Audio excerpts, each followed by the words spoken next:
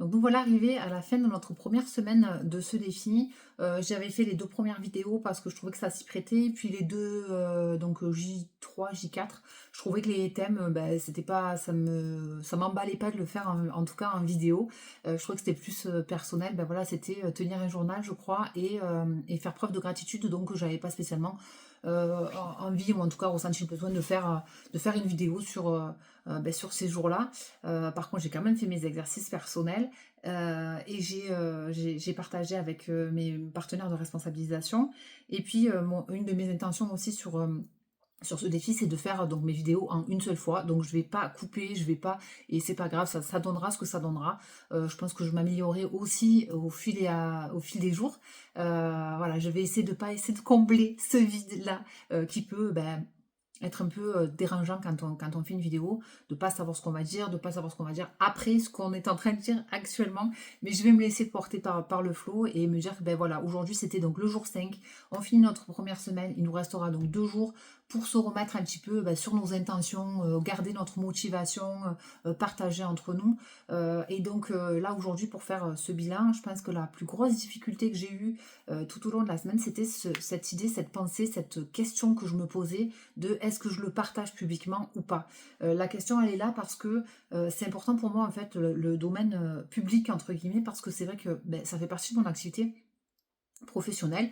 Mon activité professionnelle fait partie de moi. Et donc, mon activité professionnelle suit mon parcours personnel. Et c'est vrai que ça fait 2 ans, à peu près, que j'ai l'impression, en fait, qu'il y a des choses qui auraient dû changer. Il y a des choses que j'ai voulu faire évoluer. Et en fait, que j'ai pas réussi à raccrocher les wagons, ou en tout cas, à suivre ce rythme-là. Il y a toujours quelque chose qui me ramenait sur une version passée ou sur une version qui me convenait plus. Mais c'était pas ouvertement, c'était pas clair dans ma tête. C'était pas, ouais, du coup, puisque ça a marché dans le passé, recommence à faire ces choses-là. C'était pas aussi limpide, c'était pas aussi.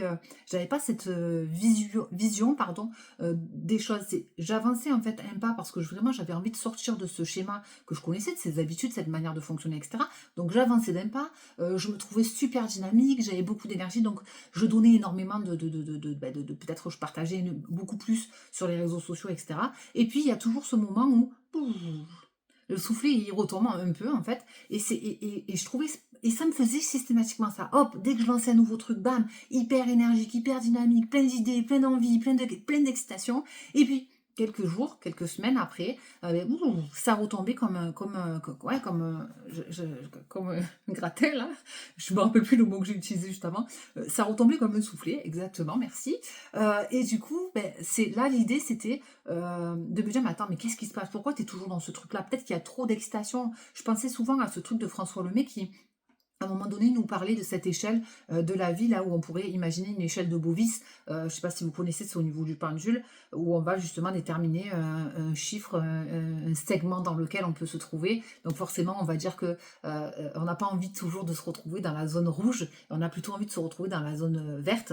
Et moi, en fait, j'oscillais systématiquement dans ces trucs-là. Et en fait, ça me donnait la sensation donc, de pas être là où je dois être, parce qu'à chaque fois, c'est comme si je tirais trop fort de côté et boum, l'élastique, elle me ramenait de l'autre. Je pense aussi aux stoïciens qui disent que plutôt que d'avoir ces gros écarts là, bam, bam, bam, bam, bam, bam, où on devrait avoir une espèce de neutralité, quelque chose qui est plutôt calme, apaisé, la paix, dans une ouais, cette neutralité, je pourrais dire. Moi, j'ai longtemps dit que je voulais pas de neutralité parce que j'aime ça, j'aime avoir des hauts, et du coup, ça implique d'avoir aussi certains bas. Et aujourd'hui, j'ai peut-être envie de réduire un peu l'écart entre ces hauts et ces bas, d'être peut-être moins partir comme une flèche là, avec ce feu du lion que j'ai en moi et de me retrouver dans une énergie complètement vide parce que j'ai la sensation d'avoir tout donné en un seul jet et puis d'avoir plus rien à faire, même je me reposais les mêmes questions que je me pose systématiquement depuis 2 ans, à savoir quelle est ma cible, quel est vraiment le message que j'ai envie de transmettre, qu'est-ce que j'ai envie de faire. Mais tout ça, en fait, c'était plus, les réponses que je m'apportais, c'était plus en résonance en fait avec ce que vous m'amenez, c'est-à-dire les questions qu'on me pose, les messages que, enfin, ouais, les demandes que vous me faites par rapport à un soin, par rapport à une canalisation, par rapport à un accompagnement, tous vos besoins, en fait, vous devenez finalement les miens parce que je sais que je suis capable de le faire, parce que je sais que c'est quelque chose qui m'anime aussi, c'est quelque chose qui me fait du bien. Et finalement, au lieu de partir de moi et de me dire, ok, qu'est-ce qui me fait du bien, qu'est-ce que j'ai envie de transmettre, qu'est-ce que j'ai envie de partager, qu'est-ce que j'ai envie de vivre, qu'est-ce que j'ai envie de ressentir dans ma vie de tous les jours, que ce soit professionnel, personnel, peu importe, mais qu'est-ce que j'ai envie de matérialiser dans ma vie pour moi, ben, ça revenait toujours à me dire, ok, je sais que il y a des besoins, je sais qu'à l'extérieur, il y a des besoins auxquels je peux répondre. Du coup, je vais m'accrocher à ces besoins. Donc, on va parler de ça parce que cette personne, elle est intéressée par ce sujet et que ça fait partie de mon domaine aussi. Cette personne-là est intéressée par ce sujet. Donc, ok, on va le prendre, on va le prendre, on va le prendre. Et finalement, en fait, ça ressemble à une espèce de mélange de toutes vos j'allais dire, vos demandes, de toutes vos demandes, ouais, de tous vos besoins à vous. Et du coup, ben, je suis éloignée encore une fois de moi. Et peut-être que ces écarts-là, justement, je vais réussir à les réduire parce que je vais pouvoir ben, rester à l'intérieur de moi. C'est la chose qui est peut-être la plus difficile, je pense, pour moi, et on verra si c'est le cas pour vous aussi. Mais j'ai l'impression, même là, vous voyez, j'ai eu la dynamique de me dire, bon ben voilà, ça fait 5 jours qu'on a commencé, et ça fait 5 jours que ces questions, alors non pas vraiment, ça fait peut-être 4 jours, 3 jours, que ces questions de je le publie ou je le publie pas, elles reviennent à moi souvent. Et une de mes deux partenaires de responsabilisation m'a demandé, mais pourquoi c'est aussi important pour toi de partager? Mais parce que j'ai non seulement la sensation, il y a beaucoup de raisons en fait, hein. La première, c'est que c'est pour moi. J'ai l'impression que quand je vais pouvoir le partager, c'est vraiment... Et vous voyez comment je repars sur encore une version passée de moi. Mais quand j'ai commencé et que j'ai partagé de moi à vous, c'est-à-dire je le faisais pour moi en me disant... enfin, c'était pas l'idée de vous motiver à le faire aussi dans un premier temps. C'était me motiver à le faire moi. Parce que si je le postais, en fait, c'est comme si j'avais un engagement envers moi-même d'aller jusqu'au bout. Vous voyez, si je le fais toute seule dans mon coin, bon, on s'en fout. Il n'y a personne qui va rien me dire. Hop, dans 3 jours, j'arrête. Et basta, j'ai aucune responsabilité là-dessus. C'est pas très grave en fait. Mais du coup, moi, j'ai envie de m'engager et d'aller au bout de ce truc-là. Donc, au bout, pas pour le terminer et dire, ok, c'est cool, bravo, félicitations, t'as réussi à aller au bout. Non, c'est parce que je suis convaincue qu'en allant au bout, en suivant tout ce parcours-là, en faisant tous ces exercices-là, ça va forcément m'amener quelque chose. Donc, oui, j'ai envie de pouvoir achever ce parcours de 100 jours et de voir justement tout ce que ça aura pu m'apporter. Et pour pouvoir y arriver, il faut non seulement que je puisse avoir des partenaires de responsabilisation qui sont celles que j'ai choisies, qui sont vraiment, elles sont parfaites telles qu'elles sont, parce qu'elles m'emmènent vraiment deux choses, peut-être pas tout à fait différentes, mais en même temps sous un angle de perception complètement ouais, différent, parce que et en même temps, on a la douceur chez les deux, on a aussi ce recadrage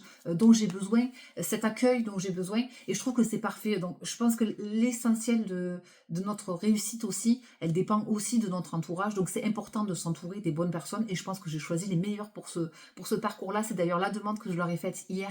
S'il vous plaît, ramenez-moi à chaque fois que je me perds, ramenez-moi à chaque fois que vous avez l'impression que je repars sur 1001 projets en me déconnectant complètement de moi. Reprenez-moi quand vous voyez que mon mental est en train de s'agiter et se mettre sur le devant de la scène. Vraiment, c'était essentiel pour moi. Et pourquoi j'ai envie de partager? Donc, comme je viens de vous le dire, en fait, parce que c'est pour moi et j'ai envie d'aller au bout. J'ai envie de voir aussi mon évolution, mon parcours.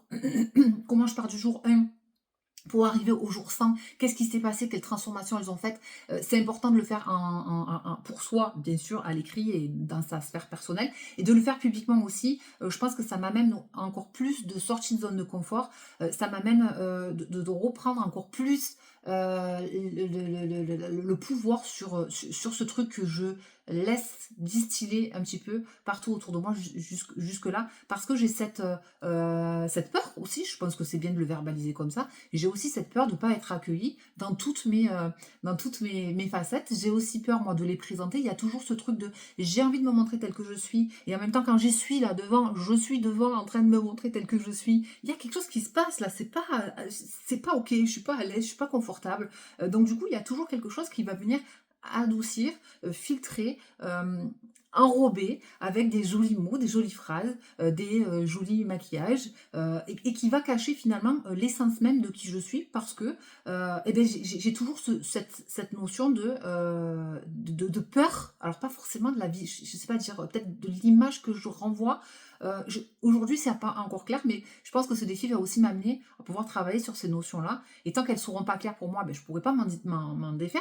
Mais je pense que quotidiennement, le fait de faire ces vidéos, de pouvoir le partager, de partager ma vulnérabilité, de partager mon authenticité, que ce soit par écrit, en vidéo, je m'autorise aussi à pas faire les exercices tous les jours si j'y arrive pas, je m'autorise aussi à être, à me lâcher la grappe, mais je veux réussir à aller au bout pour pouvoir voir cette évolution vraiment.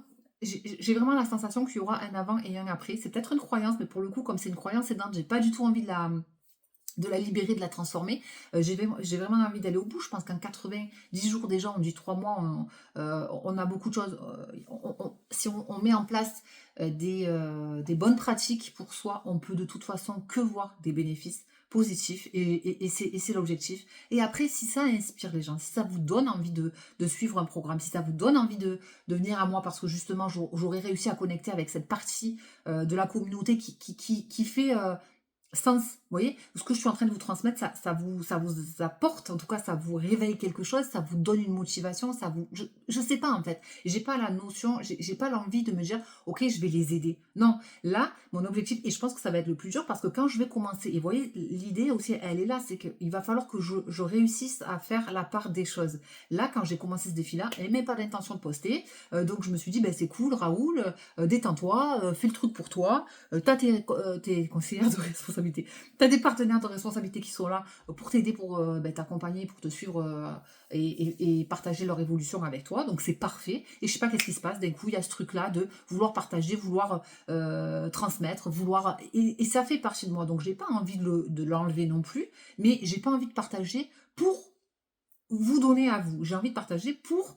Je ne sais pas si la nuance, elle est tellement invisible pour vous, mais pour moi, elle est énorme. Là, j'ai réfléchis au premier post que je pourrais faire pour partager sur les réseaux sociaux. C'est comme une espèce de page que je vais tourner, vous voyez, en se disant, ben, j'ai pas envie de rentrer dans le drama du tout, mais l'idée c'est, ok, ça a été ça. Aujourd'hui, je vois quelque chose qui a besoin d'émerger de moi. Du coup, maintenant, si vous êtes ok avec ça et que ça résonne pour vous, ben, ok, tant mieux, on continue l'aventure ensemble d'une autre façon parce que j'ai pas envie de retomber dans ces schémas-là. Donc, il va falloir que je sois hyper attentive, hyper vigilante pour pas retomber dans ces schémas-là.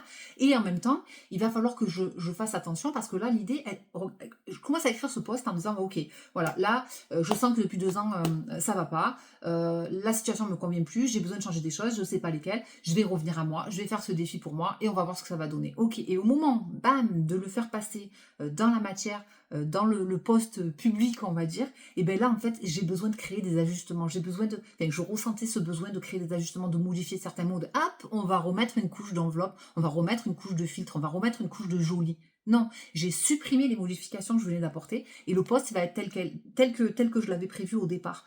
Et vous voyez, c'est vraiment comme ça que j'ai envie de le faire. J'ai pas envie de devoir faire une vidéo pour faire une vidéo. J'ai pas envie parce qu'il faut se montrer sur les réseaux sociaux. J'ai pas envie de faire un post parce que si je ne fais pas de post quotidien, l'algorithme ne va pas me mettre en avant. J'ai pas envie de faire la con et danser sur les réseaux sociaux parce que ça se fait et parce que c'est comme ça que justement je vais obtenir plus de likes et compagnie. J'ai pas envie de tous ces codes-là parce que c'est pas des codes qui me ressemblent. Aujourd'hui, j'ai 42 ans et je me sens pas forcément vieille ou pas à ma place. Hein. C'est juste que je me sens pas en adéquation avec ces obligations, avec ces règles-là. Et du coup, même si j'ai essayé, je vois que ça me convient pas. Je vois qu'à chaque fois, j'ai l'impression ouh là là, c'est trop compliqué. Moi, tourner une vidéo, ok, déjà, c'est pas évident. Mais en plus de ça, de devoir se revoir 100 fois pour mettre les codes, pour les sous-titres, pour mettre la bonne musique, pour mettre les bons, je sais pas, intentions, là, les trucs qui font boum et qui font du bruit. Et tous ces trucs-là, c'est pas fait pour moi. Donc, moi, je veux revenir à ce truc simple et naturel et avec envie et avec plaisir. Et du coup, ça va être ma difficulté de pas basculer dans le ok, comment il faut faire, qu'est-ce que je dois faire ou il faut que je fasse, vous voyez. Donc rester sur mon intention de départ de je fais les choses pour moi et le reste ça ne m'appartient pas, voilà. Donc c'était ma vidéo bilan pour cette première semaine et j'ai hâte en fait de commencer la deuxième semaine parce que je fais en sorte de ne pas regarder les exercices à l'avance pour être vraiment dans la découverte en même temps que mes partenaires de responsabilité et du coup j'ai hâte de découvrir la suite. Je vous fais des gros bisous, je vous souhaite une bonne journée et puis je vous dis à très vite.